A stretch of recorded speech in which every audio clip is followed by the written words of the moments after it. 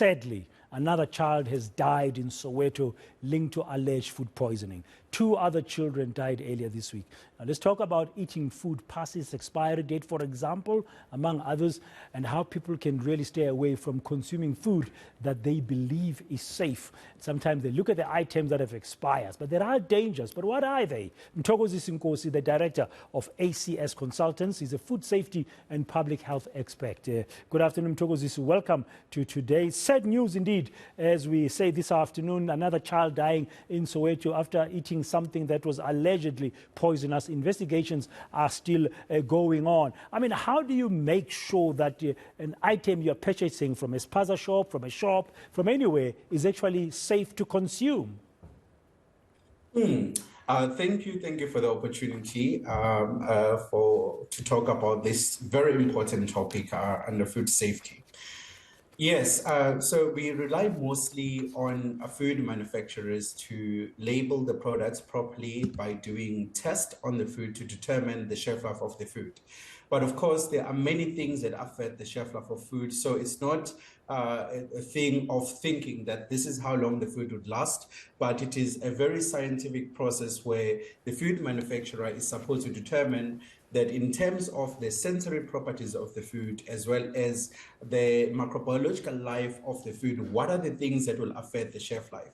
As consumers, unfortunately, we can only rely on what is being labeled on the food or what is indicated on the labels. So we don't have any other guidance, but for that to be done, we rely on the manufacturers to do, and of course, the EHPs or environmental health practitioners to ensure that the spaza shops or shops that sell food, in fact, do comply with these requirements. And what about expiry dates? I mean, what are the dangers of eating food, even if it's on the shelf, that already has an expired date?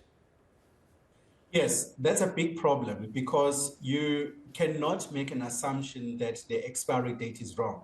It's quite possible that the food manufacturer has done some tests to determine that the food can only last up until this point. So if you then willfully eat that food, you therefore are putting your life at risk because you never know what are the things that they've determined to say that if you eat this food post this date, then it's no longer suitable for consumption. So as a consumer, you should never take chances with your life because you never know what were the motivation by the manufacturer of putting that expiry date. And unfortunately, most of us are aware or unaware of that, and we take risks.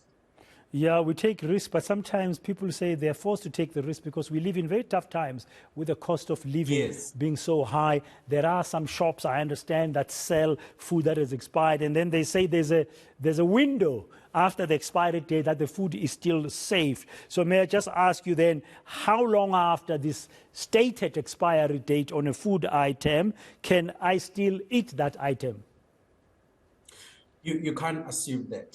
So it's not an easy thing to just assume that, okay, this food, if it's expiring today, I can eat it. Unless the manufacturer has put 2 dates there, has put the best before date and the expiry date, because the best will say it actually means that the food is at its best condition until this date. But once it says expiry date, then you must assume that it is no longer suitable for consumption. It also depends on the type of food that you are eating. So biscuits, for example, are different to yogurt, because of the type of the risk that they would pose to the consumer, looking at the type of organisms that could be present in that particular in biscuits as opposed maybe to yogurt. So you can't, as a consumer, make that judgment call. You certainly cannot, unless the manufacturer has said best before date and then expiry. Even if you've frozen the food beyond this expiry date, you bought it now, it says expires on the 11th, as an example, which is next week. You put it in the freezer, because you're saving, you've got another one, and then come the 13th, you said, oh, I still got that stuff in the freezer. Even if you put it in the freezer, there are dangers involved. Yes. Depending on the type of food, again, because most likely with chilled or frozen products, the moment that let's just separate, when you chill it, the microorganisms are still growing there. They're just growing slowly. But when we are freezing it, it's possible that the number of bacteria or germs that are in the food are no longer growing. But at the same time, the risk here is you are making an assumption as a consumer. Generally, when you freeze the food, the microorganisms that are present or the germs that are present in the food will stop growing. So it means that we are relatively safe. Most of us do keep it beyond the expiry date. But, you can't then make that assumption. But of course, most of us freeze it, which would slow down or stop the growth of microorganisms as opposed to chilling. And in normal cases, then you can consume it, provided that those temperatures have been kept at those conditions. But I would say that the best would be rely on the manufacturer's instructions. It's a and from a food safety perspective, with the ongoing blackouts, if your fridge and your freezer is going on and off, you're going to have to be very careful, I guess, just from a general awareness in terms of how safe still that food is.